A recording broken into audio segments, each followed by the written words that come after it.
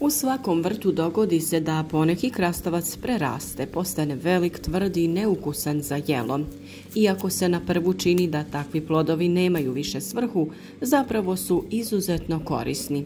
Ne samo da ih možemo pretvoriti u vrijedno tekuće ili čvrsto gnojivo za vrt, nego iz njih možemo izvaditi i sačuvati sjeme za narednu godinu. Na ovaj način vrtlar potpuno iskorištava sve što je uzgojio i stvara zatvoreni održivi krug proizvodnje. U ovom videu saznajte kako prerasle krastavce pretvoriti u hranu za biljke poput komposta, tekućeg hranjiva i kako iz njih pravilno izvaditi i spremiti sjeme. Krastavci koji prerastu ostanu duže na biljci i razviju deblju tvrđu koru. Meso im postaje žilavo, sjemenke sazrijevaju i otvrdnu. Takvi plodovi više nisu ukusni za salatu, ali to ih čini odličnim za dvije stvari. Izvor hranjiva za druge biljke u vrtu te izvor sjemena za sljedeću godinu.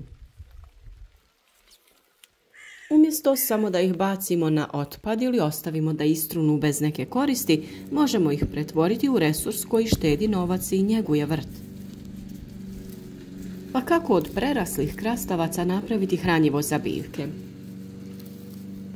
Prerasli krastavci sadrže vodu, nešto šećera, vlakana i minerala poput dušika, kalija i male količine fosfora. Upravo su te komponente dobre za biljke. Postoji nekoliko načina da ih iskoristimo.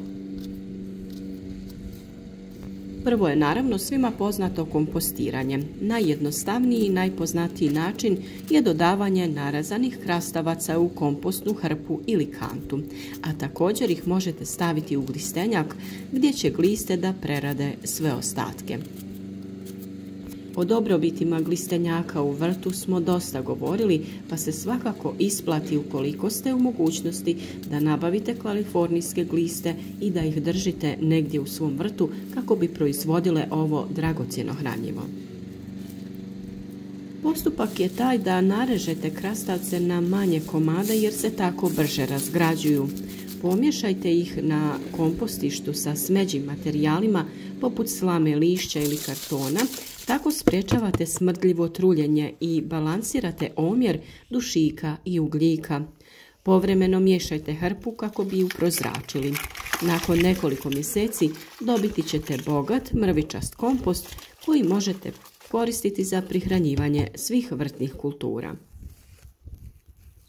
Prednosti ovakvog iskorištavanja ostataka biljaka je to što je vrlo jednostavno, svi hranjivi elementi ostaju tu u tlu, a to doprinosi strukturi i mikrobiološkoj aktivnosti tla.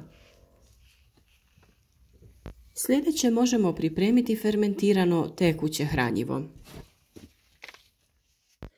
Ovo je posebno zanimljiv i moćan način za iskorištavanje preraslih plodova. Fermentacija razgrađuje biljni materijal i oslobađa hranjive tvari u vodi, stvarajući tekuće hranjivo koje biljka lako upija. Kako se priprema? Prerasle krastavce narežite na komade, stavite ih u kantu ili neku veću teglu. Prelijte sa vodom. Omjer bi trebao biti jedan dio biljne mase na 3 do 5 dijelova vode. Poklopite, ali ne hermetički jer fermentacija oslobađa gasove. Držite na toplom i sjenovitom mjestu 7 do 15 dana. Povremeno promješajte, a kada prestane intenzivno pjeniti i dobije tamniju boju, procijedite. Upotrebljava se tako što se taj koncentrat razredi sa vodom u omjeru 1:10. Zalijevate sa tim oko korijena biljaka i koristite jednom u 15 dana. Dobrobiti ovog hranjiva su to što je bogato dušikom, kalijem i drugim mikroelementima, jača rast i otpornost biljaka, aktivira korisne mikroorganizme u zemljištu, a odlično je za plodonosne biljke poput paradajza i paprike, te cvijeće i voće.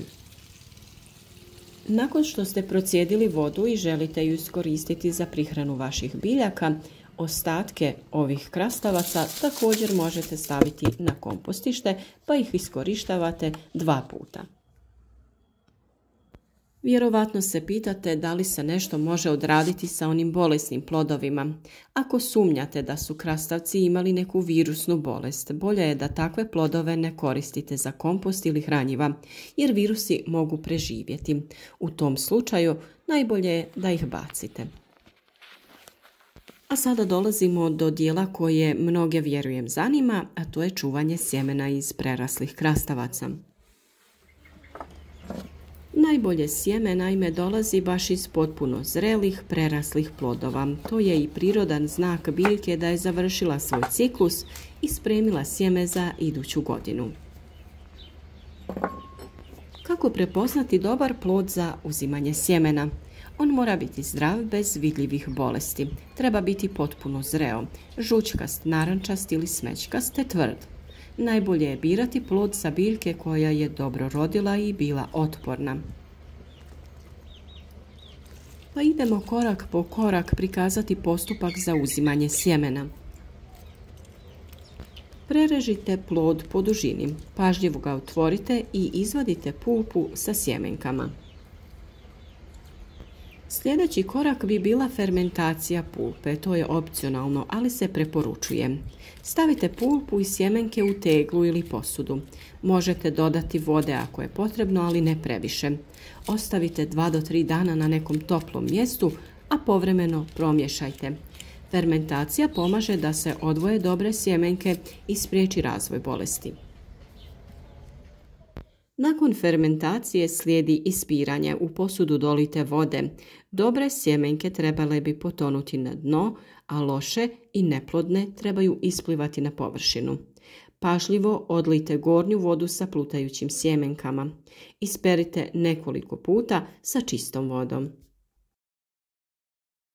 Nakon toga slijedi sušenje. Rasporedite sjemenke u tankom sloju na papir ili tanjur. Sušite na sjenovitom, prozračnom mjestu 1 do 2 sedmice. Povremeno promješajte da se ravnomjerno osuše. Možda najvažniji korak u ovome svemu je skladištenje. Kada su potpuno suhe, sjemenke spremite u papirne vrećice, platnene vrećice ili staklene tegle sa poklopcem. Označite godinu i sortu.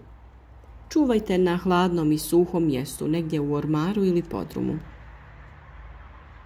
Mnoge su prednosti čuvanja sjemena. Prvo je ušteda novca, ne morate kupovati novo sjeme. Drugo je očuvanje domaćih sorti ukoliko ih imate, koje su prilagođene vašoj zemlji i klimi.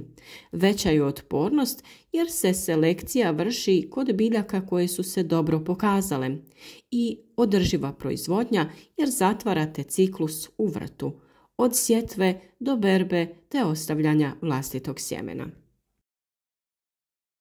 Na kraju svakako možemo zaključiti da prerasli krastavci nisu otpad, oni su vrijedan resurs u vrtu.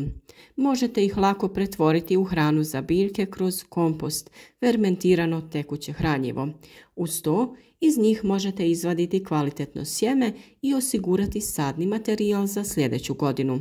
Na taj način smanjujete otpad, štedite novac i njegujete tlo na prirodan, ekološki način. Iskoristite svaki plod koji vaša biljka da, pa čak i one prerasle, jer upravo u njima leži potencijal za još bogatiji i zdraviji vrt naredne sezone. Ukoliko i vi imate neke vaše provjerene recepte kako iskoristiti ostatke nekih biljaka u vrtu, podijelite sa nama u komentarima kako bi i drugi mogli da učine isto. Ako vam je ovaj video bio koristan, podijelite ga sa prijateljima, a naš rad podržite sa like.